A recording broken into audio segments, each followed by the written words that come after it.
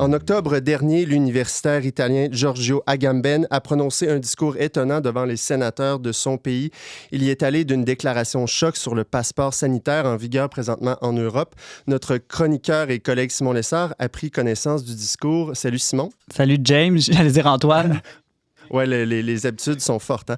On a entendu des avis, des points de vue, des opinions sur le pass sanitaire, comme ils disent en Europe, au Green Pass depuis un an. Qu'est-ce que le philosophe Agamben avait de si original à dire sur le sujet? J'ai trouvé ça fascinant. C'est un sujet délicat, mais je pense qu'il faut absolument en parler. Je te donne la citation, je trouve, la plus choc de son discours qui fait à peu près moins de 5 minutes qu'il a fait au Sénat. Il dit « Des scientifiques puis des médecins ont déclaré que le passeport sanitaire n'avait aucune signification médicale en soi, mais servait à forcer les gens à se faire vacciner. » On entend dire ça des fois. Lui, il dit non. Moi, je pense qu'il faut dire exactement le contraire. Que le vaccin est un moyen de forcer les gens à avoir le passeport sanitaire, c'est-à-dire un dispositif de surveillance et de suivi des individus, une mesure sans précédent. Bon, c'est bien intéressant ce qu'il dit, mais c'est qui, là, ce gars-là? Est-ce que c'est un autre complotiste ou est-ce qu'on peut le prendre au sérieux? Bon, très bonne question, James. Donc, c'est absolument pas un complotiste. Nous, on le connaît moins en monde francophone, mais il est très connu. C'est peut-être un des penseurs de langue italienne les plus connus au monde. Donc, Giorgio Agamben est né en 1942 à Rome, il a 79 ans, je crois, aujourd'hui. C'est un philosophe qui est anti-nazi, antifasciste, un disciple, entre autres, d'Heidegger, il a suivi parmi ses derniers séminaires, un grand lecteur de Simone Weil, d'Hannah Arendt, de Walter Benjamin, de Nietzsche, de Derrida et surtout de Foucault, à qui il emprunte, entre autres, le concept de biopolitique. Il s'intéresse à l'histoire des idées, à la philosophie, puis entre autres aussi à la théologie médiévale. C'est vraiment un universitaire reconnu, là, de nombreux livres, de nombreux prix et distinctions. OK, donc, qu'est-ce qu'il veut dire, là, finalement, derrière tout ça? Bon, alors, lui, ce qu'il voit dans tout ce qu'on vit en ce moment, dans la crise actuelle, c'est une manifestation de ce qu'il appelle la dérive biopolitique de nos sociétés, soit une transformation politique sans précédent et vraiment inquiétante, selon lui. Bon, on va définir tout de suite les grands termes. Le biopolitique, c'est quoi? Bon, biopolitique, bios, vie en grec, politique, polis, la cité, donc la cité de la vie. On pourrait penser que c'est une politique pro-vie, mais pas vraiment, c'est presque un peu l'inverse. En fait, ça vient d'un néologisme, un mot nouveau que Michel Foucault a inventé en 1974. Donc, Michel Foucault, qui est un philosophe français, dans une série de cours qu'il donnait sur la médecine sociale et qui a développé ensuite dans son histoire de la sexualité. Bon, mais histoire de la sexualité, ça parle pas tant de sexe finalement, là, pour ceux qui seraient intéressé, je vous avertis tout de suite. On va être déçus. En tout cas, ça dépend.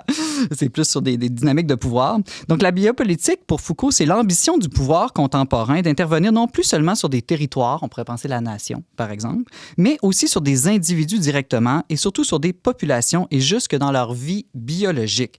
Donc, le politique se met à gérer de plus en plus les citoyens, non plus tant comme des sujets des citoyens, justement, mais comme juste des êtres vivants, d'une certaine manière. Puis l'objectif, qui semble louable, c'est d'optimiser ce qu'ils appellent la force vitale collective. Puis ça se mesure comme le taux de natalité, le taux de mortalité, la pyramide des âges, l'espérance de vie. Et puis ça devient un peu ça l'objectif premier de cette attitude politique-là. Okay, mais c'est pas un peu légitime, ça? Parce qu'au fond, on est des êtres vivants. On est des êtres vivants, puis vivent bien plus longtemps. A priori, on n'est pas contre ça. Ouais, c'est ça. Effectivement, James. Mais ce qui est dénoncé par Foucault et ensuite repris aujourd'hui par Agamben, c'est que derrière tout ça, c'est une vision seulement matérialiste de la vie. Donc, il s'agit simplement de la vie au niveau corporel. Et on oublie plus ou moins consciemment, tout ce qui pourrait être vie émotionnelle, vie intellectuelle et encore moins, là, ou encore plus, on oublie encore plus tout ce qui serait vie spirituelle. Au fond, c'est une sorte de réduction de l'homme à son aspect charnel. On le traite simplement comme un animal, on pourrait dire. Mais c'est pas, si je comprends bien, c'est pas si nouveau parce que Foucault, il en parlait dans les années 70, comme tu dis, donc ça existait avant la COVID-19. Là. Oui. Et même, selon Foucault, ça existait déjà dans l'Antiquité et au Moyen-Âge. Foucault, tu sais, lui non plus, là, c'est pas un complotiste. Là. Il est même très woke. Là. D'ailleurs, Je pense que cette semaine, dans une autre chronique, Thomas va revenir sur Foucault. Je confirme. Dans un autre aspect peut-être moins positif. Mais lui, ce qui l'intéresse, c'est les mécanismes de pouvoir. Et puis lui, ce qu'il a remarqué, il fait des analyses historiques. Puis il remonte, par exemple, au traitement politique des grandes épidémies de lèpre et de peste. Et il voit là un peu l'origine de la biopolitique. où on est passé d'un modèle juridique qui s'exerçait, comme je le disais tout à l'heure, sur des sujets, des citoyens, à un modèle qui s'exerce directement sur le corps des individus. As-tu un exemple concret, là, parce que là, on a beaucoup parlé des... Ouais, en général, Ouais. là, ben, l'exemple type, là, c'est la quarantaine obligatoire. Donc, c'est très concret pour aujourd'hui. Pourquoi? Parce que là, c'est pas le sujet, la personne qui est mise dans un camp, une prison, mais c'est son corps, d'une certaine manière. C'est-à-dire que c'est son corps qui est en faute et non son âme. Donc, tu n'as peut-être rien fait de mal. C'est pas de ta faute là, si tu as le virus en toi ou si tu as la lèpre ou la peste. Bon, le sujet a commis aucun crime et pourtant, il y a un pouvoir coercitif qui est exercé sur lui. Donc, l'objectif, comme je disais, c'est quand même de maximiser la vie de la population en général, mais au fond, c'est au détriment toujours des droits et libertés des sujets individuels. Je trouve ça un peu contradictoire parce que moi, ça me fait penser à, tu sais, puis cette fameuse phrase de Pierre-Éliott Trudeau des années 60 qui disait l'Église ou, tu sais, la société, l'État n'a pas d'affaire dans la chambre à coucher des individus. C'est un peu dire l'inverse de ça, mais au final, on vit dans cette société postmoderne-là où l'État, effectivement, régit notre vie biologique, si on est d'accord avec ça. C'est peut-être la limite d'un slogan comme « Mon corps, mon choix », de penser que ce que je fais n'a aucun impact sur les autres. On redécouvre plutôt que tout est lié à tout. Là. Je pourrais prendre une phrase très laudate aussi. Bon, ça serait peut-être l'aspect positif, mais l'aspect négatif, justement, c'est de voir peut-être de gérer politiquement des masses et non plus gérer des personnes ou des individus. Je reviens à Michel Foucault. Là, Tu disais qu'il avait parlé de biopolitique en lien avec les épidémies, la lèpre, tout ça. Là, je pense que dans les temps qu'on vit actuellement, ça peut nous être pertinent. Qu'est-ce qu'il a observé, Foucault, dans ces cas-là? Bien, aussi, au Moyen Âge, là, il remarquait que la lèpre était toujours soignée par l'exclusion du lépreux. Donc, évidemment, on voit ça encore aujourd'hui. Mais bon, peut-être la différence, c'est qu'à l'époque, on considérait que c'était un châtiment de Dieu. Puis la maladie inspirait vraiment la terreur, d'une certaine manière. Et donc, on avait des cérémonies où on déclarait le lépreux civilement mort. Des fois même, il assistait lui-même au simulacre de sa propre inhumation. Wow. Et puis, on l'excluait de la communauté dans une léproserie. Et la léproserie, c'était aux portes de la ville. Donc, ni à l'intérieur, ni à l'extérieur de la ville, à la frontière, et c'était symboliquement à la frontière entre la vie et la mort, entre la terre et le ciel. Et l'idée derrière ça, c'était que l'exclusion géographique et civile de la communauté humaine et ecclésiale et terrestre assurait au fond son inclusion dans la communauté divine et céleste. On fait ça, hein, t'es pas content qu'on te fasse ça, mais c'est pour ton salut, ultimement, pour ton bien qu'on va t'exclure. Bref, c'est ça. Donc, le lépreux est exclu pour sauver le corps des populations saines, mais on justifie cet acte en disant que c'est surtout pour sauver l'âme du malade. C'est drôle, ça, c'est au Moyen Âge, mais déjà dans les évangiles, au temps de Jésus, on voit que les lépreux vivent cette forme d'exclusion aussi, là. Exactement. C'est fascinant aujourd'hui de relire tous les évangiles de Jésus et ses relations aux lépreux. C'est très difficile de ne pas voir des parallèles avec aujourd'hui, là. Et ce qui est intéressant aussi dans toute cette dynamique de pouvoir, justement, au sujet des maladies transmissibles, là, comme ça, de virus, c'est que, d'une certaine manière, on reprend le principe d'excommunication, mais on l'applique cette fois-ci au corps et non plus aux idées des gens ni à leur comportement libre. Ça, c'était par rapport à la lèpre, mais par rapport à la peste, par exemple, est-ce qu'il y a d'autres observations? Oui, intéressant, c'est que la peste au Moyen Âge, nous dit Foucault, il y avait des mesures. Dès que la peste se déclarait dans une ville ou une cité, ce n'était pas des États-nations exactement comme aujourd'hui, mais il y avait une série de mesures qui étaient mises en place, toujours dans l'objectif de surveiller la population le plus étroitement possible, puis de contrôler l'espace social en permanence. Donc, un territoire précis était mis en quarantaine, chaque habitant était obligé de se faire recenser. Plus personne n'avait le droit de sortir et de circuler dans la ville. Il y avait même, dans certains endroits, des dispositifs de livraison de denrées alimentaires par des paniers et des poulies qui étaient prévus parce que les gens ne pouvaient même pas aller à l'épicerie, hein, en tout cas, ou au marché plutôt, disons ça comme ça. Il y avait dans chaque rue des surveillants pour s'assurer du respect des consignes. Et puis, on notait tout. Les événements, les réclamations, les remarques, les paroles et surtout le nombre de malades, le nombre de morts. Et là, c'est là que ça intéresse Foucault. Pour lui, c'est un signe clair que le savoir devient un instrument de pouvoir. C'est un leitmotiv, on dirait pour Foucault, là, savoir et les relations entre savoir et pouvoir, ça c'est un des principes clés de toute sa philosophie. Et donc, le pouvoir vise à maintenir la population à son maximum de vie biologique et le savoir est instrumentalisé à cette fin-là.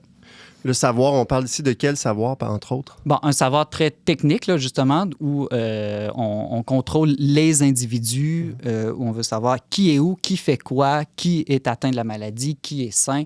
Donc, c'est un savoir beaucoup plus technique. On ne parle pas d'une sagesse, évidemment, ici.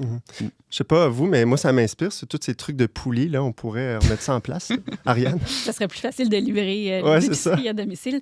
Non, mais je trouve ça vraiment intéressant. J'ai pas saigné du nez encore, James, fait que c'est une bonne chose. Oui, mais ça me toi, t'es peut-être pas... t'es peut-être au-dessus de la moyenne, non? Je suis prompte au segment de nez, donc ça aurait pu arriver.